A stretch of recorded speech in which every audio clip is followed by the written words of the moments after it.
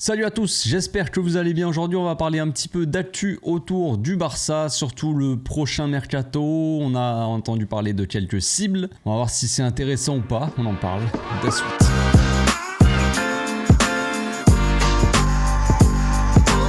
Au passage, n'hésite pas à nous rejoindre si c'est pas encore fait et à partager la chaîne autour de toi, ça fera plaisir à tonton. Vous avez sûrement vu passer l'info, bon c'est des infos qui sont déjà sorties, ressorties, re-rentrées, ressorties, voilà, ce n'est pas nouveau, mais on a appris que Dani Olmo serait pour un retour au Barça pour le mercato prochain. Le Barça qui aimerait beaucoup avoir un profil comme Dani Olmo, qui aimerait aussi avoir un profil potentiellement comme Florian Wirtz. Florian Wirtz qui est aussi un grand fan du Barça depuis qu'il est petit, voilà, tout ça on est au courant. Bon, ça ne veut pas dire toujours que le gars va signer au Barça, car on le sait déjà, il y a beaucoup de fans du Barça qui étaient fans du Barça étant tout petits et qui finissent par jouer pour le Real Madrid. Il y en a eu beaucoup ces dernières années, des joueurs qui jouent actuellement même pour le Real Madrid, donc voilà, ça ne veut pas dire grand chose, mais en tout cas on le sait, voilà, Florian Wirtz est souvent associé, on va dire, au Barça.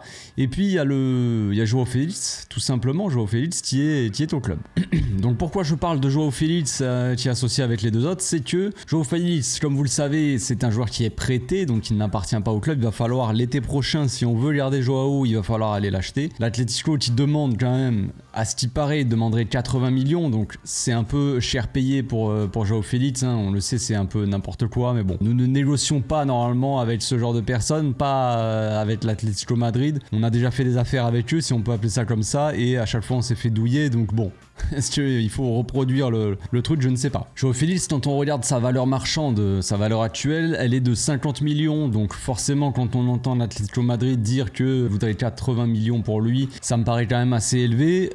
Maintenant, est-ce qu'on va garder Joao Félix? Je ne sais pas, il est encore un peu tôt pour dire Joao Félix fait du très bon travail au Barça, on va le garder, il faut absolument aller l'acheter. Oui, Joao Félix, c'est un joueur intéressant, un profil intéressant qu'on n'avait pas forcément au club, un joueur qui peut jouer une sorte d'ailier un peu hybride comme ça, qui peut jouer plusieurs postes, peut s'adapter parfaitement à ce rôle-là d'ailier gauche, on va dire, qui rentre dans l'axe et qui finit en une sorte de milieu de terrain attaquant, tu vois, deuxième attaquant. Donc c'est un profil assez complet dans ce sens-là. C'est pas un profil assez facile à caser non plus, Joao Félix. C'est compliqué, c'est pour ça que ça n'a pas forcément fonctionné dans d'autres clubs, c'est qu'il avait peut-être pas cette liberté-là, peut-être pas ce rôle qui était parfait, on va dire, pour lui. C'est pas un ailier, Joao Félix, c'est pas un numéro 10, c'est pas un attaquant, c'est les trois à la fois, je l'ai déjà dit. C'est un joueur qui aime bien avoir aussi beaucoup de liberté pour faire beaucoup de mouvements, beaucoup d'appels, qui se déplace un petit peu, voilà. Maintenant, le profil ressemble quand même assez fortement, surtout à Dani Olmo. Peut-être que Florian Wirtz c'était plus un milieu de terrain. On le voit au Bayer Leverkusen, il se balade souvent, il va même au milieu de terrain en milieu intérieur, mais droit. Donc il part de la gauche, il va à droite, il se balade un peu partout, mais il est plus milieu de terrain. Donc je ne sais pas si on peut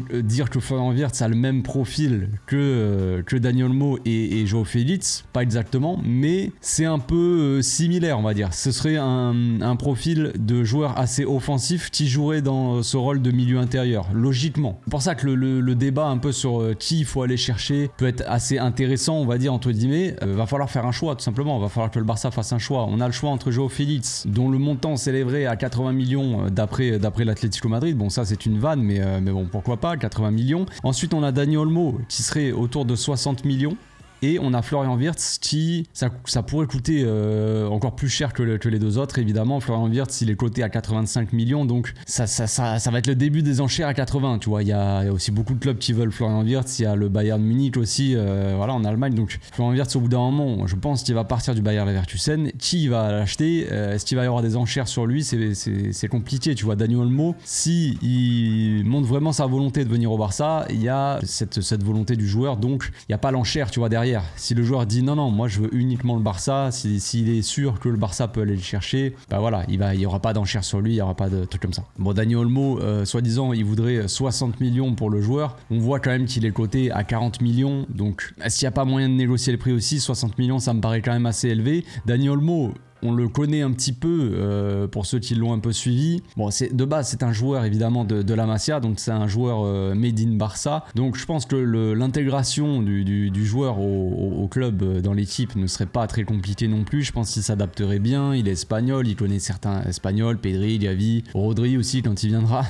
Ça, on peut rêver un petit peu, mais non, il y a cette adaptation qui pourrait se faire assez rapidement. Dani Olmo, c'est un joueur avec un profil très intéressant. Il a beaucoup de qualités qui nous manquent aussi. C'est ce petit côté de dribble, de percussion, que ça soit sur un côté ou à l'intérieur du jeu, c'est cette qualité technique aussi pour faire des différences dans les petits espaces. Et évidemment aussi sa frappe de loin, il a quand même une très très bonne frappe. Donc c'est un profil qui s'adapterait bien, c'est un joueur qui serait intéressant. Maintenant il y a le gros signal d'alarme, c'est est-ce que Dani Olmo viendrait pour remplir l'infirmerie ou est-ce qu'il viendrait pour jouer un peu au foot sur le terrain? Parce qu'on le sait, les problèmes du Barça, hein, je n'ai pas besoin d'appuyer là-dessus les amis. On a vu que Gavi c'est même failli se blesser avec l'Espagne. Lamine Yamal qui s'est blessé, pas étonnant, un joueur de 16 ans comme ça qui n'est pas encore prêt physiquement, qui doit enchaîner tous les 3 jours, c'était prévisible, je l'avais dit. Maintenant voilà, bon c'est pas très grave, mais en tout cas blessure, Koundé, Lewandowski, Rafinha, Pedri, Frenkie, donc il y a ce qu'il faut à l'infirmerie, les médecins sont bien occupés. Donc est-ce que Dani Olmo viendrait aussi rajouter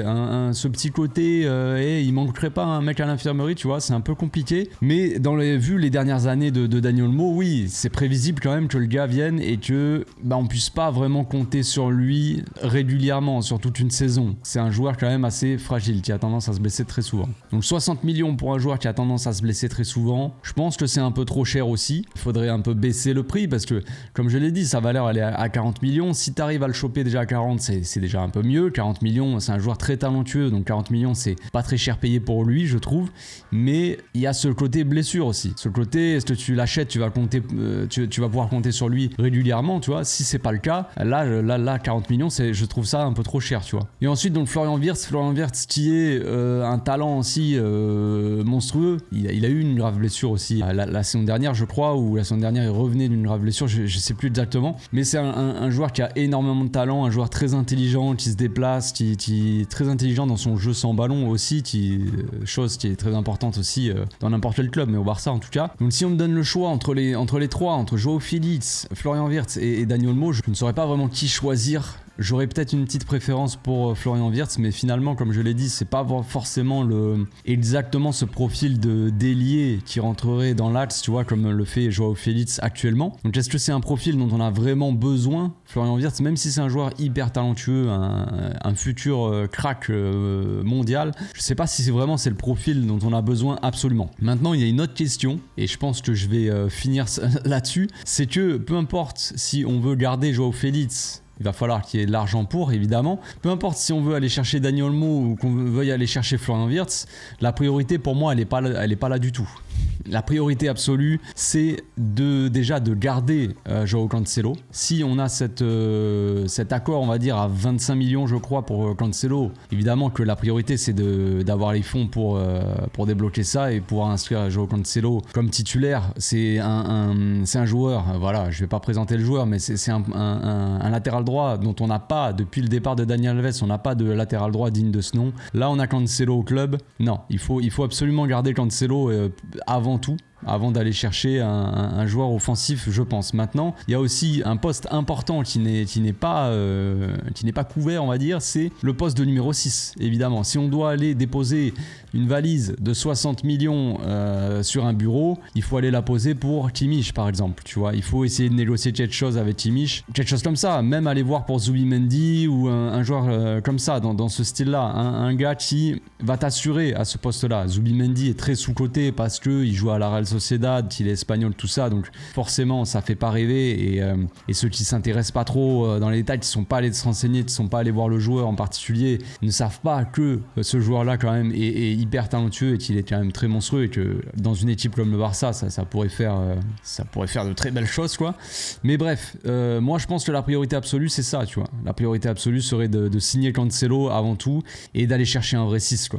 Parce que Romeo c'est bien sympa, on est content, oui il me ressemble, machin, on a tous rigolé là-dessus, mais au bout d'un moment il faut quand même essayer de solidifier ce milieu-là. Je sais que nos problèmes actuels sont pas dus uniquement à un manque de 6, au manque de Frenkie, au manque de quoi que ce soit. On a vu qu'on a eu du mal aussi sur les contre-attaques, même quand il y avait Frenkie, donc c'est pas, nos problèmes actuels sont pas dus uniquement à ça, mais on va pas parler de ça, on va pas s'étendre sur ce sujet-là pour le moment. Mais voilà, pour moi la priorité c'est vraiment un top 6. On le voulait cet été, on n'a pas pu l'avoir, on a dépensé cet été quand même juste 3,4 millions sur Romeo.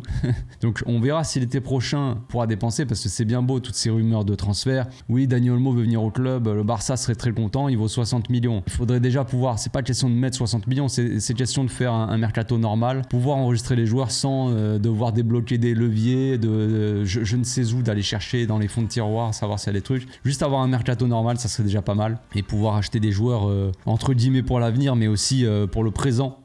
Des top joueurs, parce que les joueurs d'avenir on en a quand même pas mal à la Masia, mais encore une fois ce n'est pas le sujet. Voilà, c'est tout pour aujourd'hui, j'espère que ma petite vidéo comme ça sans prise de tête actu vous a plu. Je sais pas ce que vous pensez de ça. Est-ce qu'il faut plutôt aller chercher absolument à garder Joao Félix? Est-ce qu'il faut aller chercher Dani Olmo qui a un profil un peu similaire? Est-ce qu'il faut aller chercher Wirtz vraiment? Est-ce qu'on a besoin de lui? Est-ce qu'on a besoin plutôt d'un 6? Je pense que pour moi la question elle est vite vue, mais dites-moi dans les commentaires. On se retrouve bientôt pour une nouvelle vidéo, je ferai sûrement le débrief du match de l'Espagne demain. Donc d'ici là, portez-vous bien, passez une très bonne journée. Ciao.